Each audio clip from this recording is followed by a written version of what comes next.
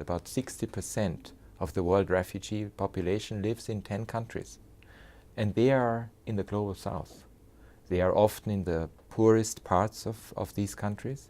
The Global Compact is a response to the need for the international community to come together and help countries that are particularly affected. The Refugee Convention sets forth the definition of who is a refugee. It focuses on rights, it focuses on obligations of states, but it does not deal with international cooperation writ large. And that's what the Global Compact seeks to address. It's not a question of restating the 51 Convention or each and every principle or every standard, because we have these standards. We are building on a very solid foundation of international law, of international standards and practices.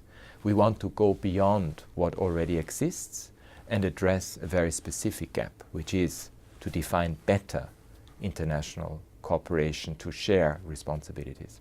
So first of all, when a country is hit by a large-scale influx, what we want to achieve is a very quick galvanizing of support, political, financial, material support, resettlement support, so that countries, when they are faced with such a situation, feel that they are not on their own, that they are not isolated, that no one cares, that actually, yes, the international community cares about the people, but also the country that is affected by it, and stands in solidarity and acts in solidarity with them. It's an incredible challenge for a country like Uganda, like Ethiopia, like Sudan, like Tanzania, Rwanda. I mean, the countries that have their own development challenges, to suddenly be confronted with the arrival of hundreds of thousands of people.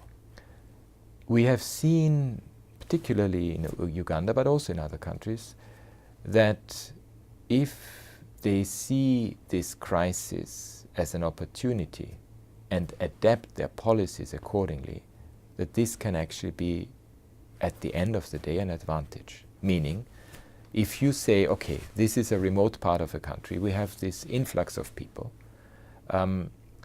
we have now international engagement, let's use it so that both the refugee population as well as the host community can benefit. So we actually not just develop and focus on one camp, but we focus on the area where refugees are hosted, where they live with the communities. And we make sure that we build the infrastructure, we build the roads, the electricity grid, the water supplies that benefit both refugees but also the host communities. We build the livelihood opportunities that go along with that. Of course, you need investment, you need an initial strong, robust response, you need the support and the solidarity. So that's what is changing, if you like, in the approach. And that is a strong case to make to countries.